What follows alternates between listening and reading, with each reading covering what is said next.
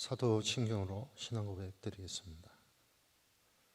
전능하사 천지를 만드신 하나님 아버지를 내가 믿사오며 그 외아들 우리 주 예수 그리스도를 믿사오니 이는 성령으로 잉태하사 동정녀 마리아에게 나시고 본디오 빌라도에게 고난을 받으사 십자가에 못 박혀 죽으시고 장사한 지 사흘 만에 죽은 자 가운데서 다시 일어나시며 하늘에 오르사 전능하신 하나님 우편에 앉아 계시다가 저리로서 산자와 죽은 자를 심판하러 오시리라.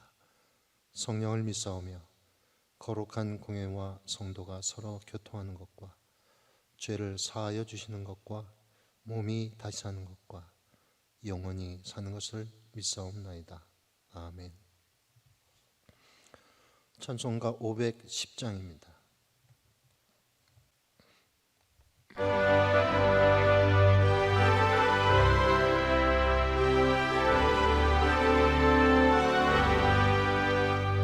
하나님은 진리던데 길이 있나니 우리도 동행되어 주의 사랑 잊으세 우리 작은 불을 켜서 험한 마라 비추세 물에 빠져 헤매는 건져내야 살려세 죄의 밤은 깊어가고 섬난 물결 설렌다 어디로 길 없는 나라 찾는 물이 많고 우리 작은 불을 켜서 험한 마라 비추세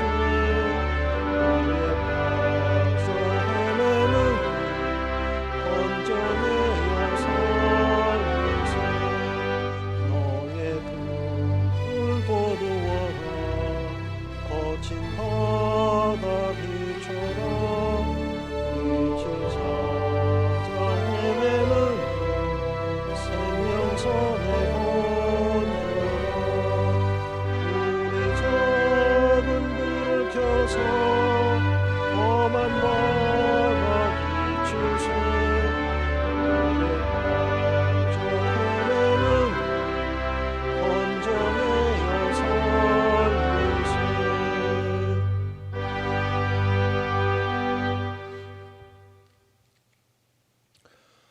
성경 말씀 역대상 8장 1절에서 40절까지 말씀입니다.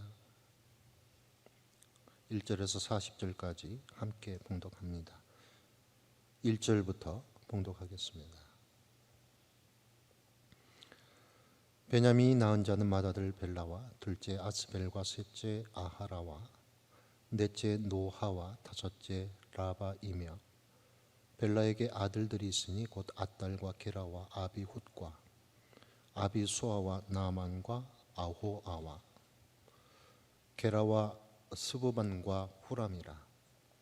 에웃의 아들들은 이러하니라. 그들은 게바 주민의 우두머리로서 사로잡혀 마나앗으로 갔으니 곧 나만과 아히야와 게라이며 게라는 또 우사와 아히훗을 낳았으며 사라임은 두안에 후심과 바아라를 내보낸 후에 모압 땅에서 자녀를 낳았으니 그의 아내 호레스에게서 낳은 자는 요박과 시비야와 메사와 말감과 여호수와 사가와 미르마이니 이 아들들은 우두머리이며 또 그의 아내 후심에게서 아비둑과 엘바알을 낳았으며 엘바알의 아들들은 에벨과 미삼과 세메시니 그는 오노와 룻과 그 주변 마을들을 세웠고 또 보리아와 세마이니 그들은 아얄론 주민의 우두머리가 되어 그들이 가드 주민을 쫓아냈더라.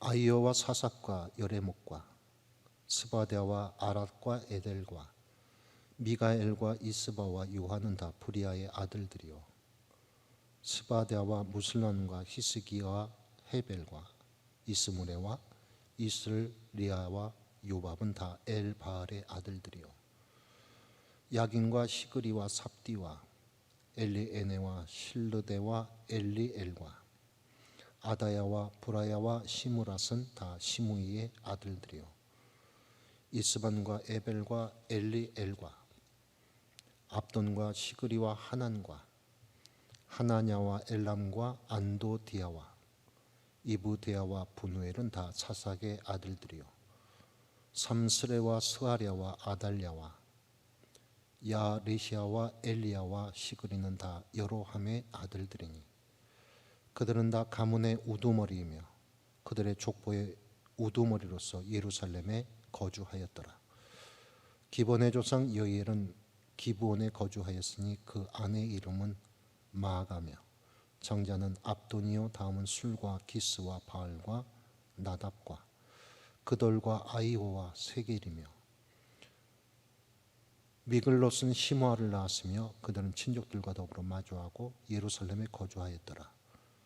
넬은 기스를 낳고 기스는 사울을 낳고 사울은 요나단과 말기수아와 아비나답과 에스바알을 낳았으며 요나단의 아들들은 무립바알이라 무립바알은 미가를 낳았고 미가의 아들들은 비돈과 멜렉과 다레아와 아하스이며 아하스는 여호아따를 낳고 여호아따는 알레멕과 아스마웻과 시므리를 낳고 시므리는 모사를 낳고 모사는 비나를 낳았으며 비나의 아들은 라바요 그의 아들은 엘리아사요 그의 아들은 아셀이며 아셀에게 6 아들이 있어 그들의 이름은 이러하니 아스리온과 보구르와 이스마엘과 스아랴와 오바댜와 하나니라.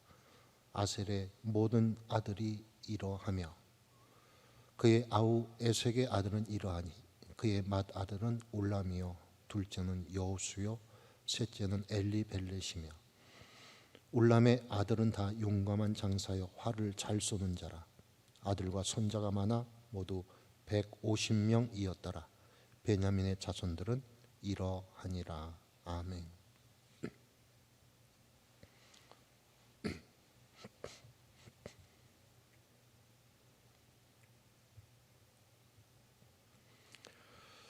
오늘 본문인 역대상 8장의 말씀은 7장의 베냐민 지파의 족보를 보다 상세하게 재언급하고 있습니다. 역대기 기자가 이렇게 유독 베냐민 지파의 족보를 따로 그것도 재차 상세하게 기술하는 것은 다음과 같은 몇 가지 이유에 의해서입니다. 첫째, 베냐민 지파가 이스라엘의 초대왕 사울을 배출한 지파이기 때문입니다. 둘째, 솔로몬 이후 이스라엘 남북으로 분열될 때 유일하게 유다 지파를 지지하여 다윗 왕조를 지켰기 때문입니다. 셋째, 바벨론 포로 귀환 이후 이스라엘 내에서 차지하는 베냐민 지파의 비중이 컸기 때문입니다. 이와 같은 배경 속에서 역대상 8장에 기술된 베냐민 지파의 족보를 살펴보다 보면 우리는 다음과 같이 오늘을 살아가는 우리에게 말씀하시는 성령님의 음성에 이닿게 됩니다. 첫째, 끝이 아름다운 삶이어야 합니다. 베냐민 지파의 시작은 야곱의 12번째 아들인 베냐민으로부터였습니다. 그는 태생적부터 슬픔과 약함을 안고 태어났던 사람이었습니다. 그의 후손인 베냐민 지파는 사사시절 사악한 범죄자를 두둔하는 바람에 이스라엘 지파 연합군으로부터 공격을 받음으로써 겨우 600명의 남자만이 살아남아 멸문지화를 당할 뻔했습니다. 하지만 베냐민 지파는 남한국과 북이스라엘을 분열되는 결정적 순간에 다수의 10지파를 따르지 않고 하나님의 법궤와 성전이 있는 예루살렘을 선택했습니다.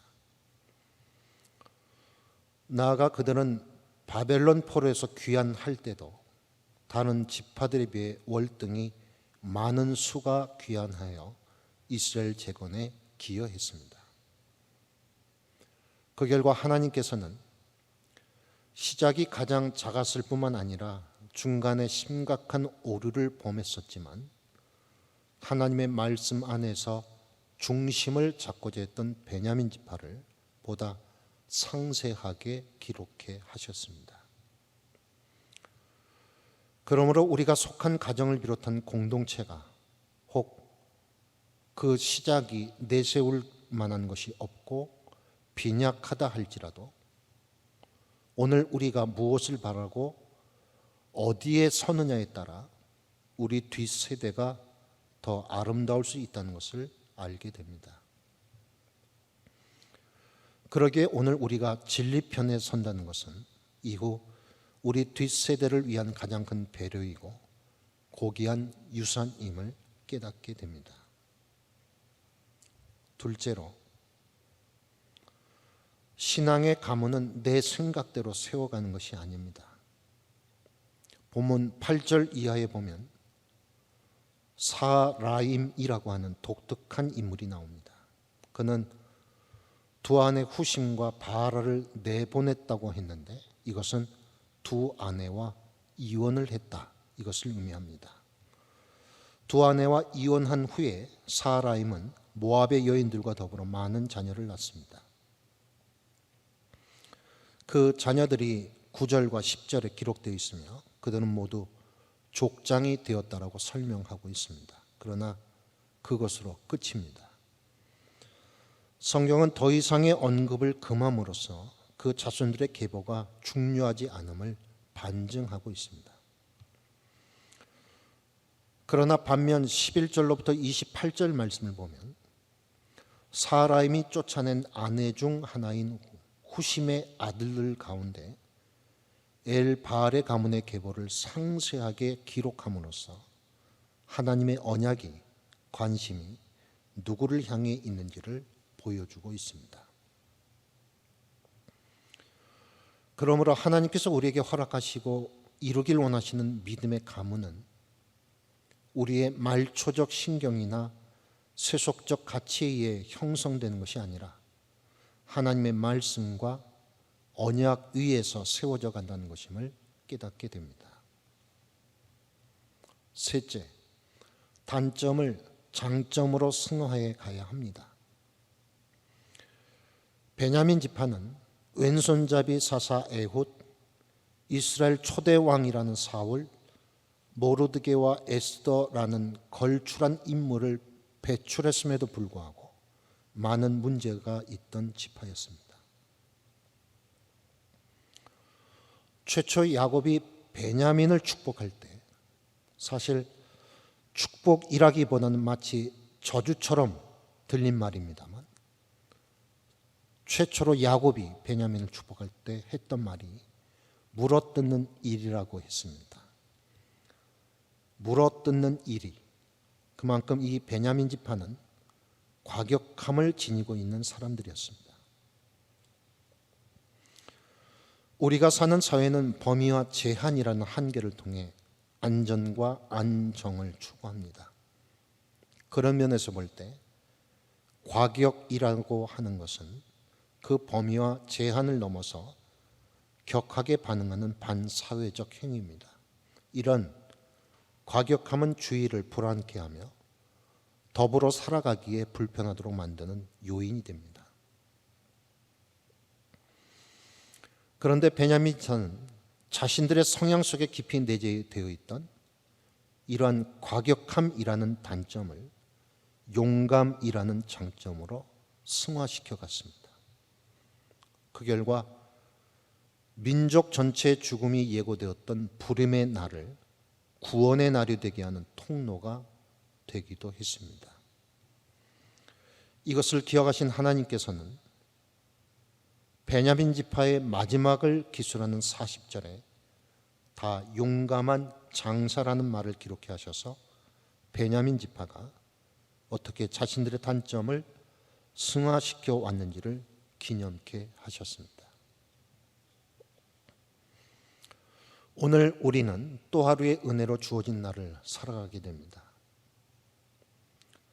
천국의 소망을 두고 생을 살아가는 우리에게 하루 더 사는 것이 무슨 의미가 있겠습니까? 그러나 날마다 예수 그리스도의 영과 교제함으로 생의 날 수만큼 잃어버린 하나님의 형상을 회복해가는 사람들에게는 오늘 이 하루가 얼마나 값지고 귀한지 이루 말할 수 없을 것입니다. 왜냐하면 오늘 이 하루의 시간만큼 우리는 보다 끝이 아름다운 삶을 만들어갈 것이며 하나님의 말씀 위에서 우리의 삶을 세워감으로써 우리의 가정과 일터를 믿음의 자리로 세워갈 것이기 때문입니다. 나아가 그 속에서 우리의 단점은 더 이상 주위의 사람을 상하게 하고 당황케 하는 격함의 가시가 아니라 생명의 통로가 되는 아름다운 용기가 될 것이기 때문입니다. 기도드리겠습니다. 하나님, 태생적 한계와 단점을 갖고 출발한 베냐민 지파의 빛과 그림자를 통해 우리가 어떻게 구원과 생명의 통로가 될 수 있는지를 보게 하신 하나님께 감사드립니다. 은혜로 주어진 이 하루의 삶 속에서 성령 하나님께서 우리를 이끄셔서 우리 한 사람 한 사람이 하나님의 말씀 안에 거하게 하옵소서. 그리고 그 거함을 통해 사람의 연약함과 단점이 성령 하나님으로 인해 어떻게 승화되는지, 어떻게 생명의 통로가 되는지가 증거되는 은총의 날 되게 하옵소서. 예수님의 이름으로 기도드립니다. 아멘. 하늘에 계신 우리 아버지여, 이름이 거룩히 여김을 받으시오며 나라가 임하시오며 뜻이 하늘에서 이룬 것 같이 땅에서도 이루어지이다. 오늘날 우리에게 일용할 양식을 주시옵고 우리가 우리에게 죄진 자를 사하여 준 것 같이 우리의 죄를 사하여 주시옵고 우리를 시험에 들게 하지 마시옵고 다만 악에서 구하시옵소서. 나라와 권세와 영광의 아버지께 영원히 있사옵나이다. 아멘.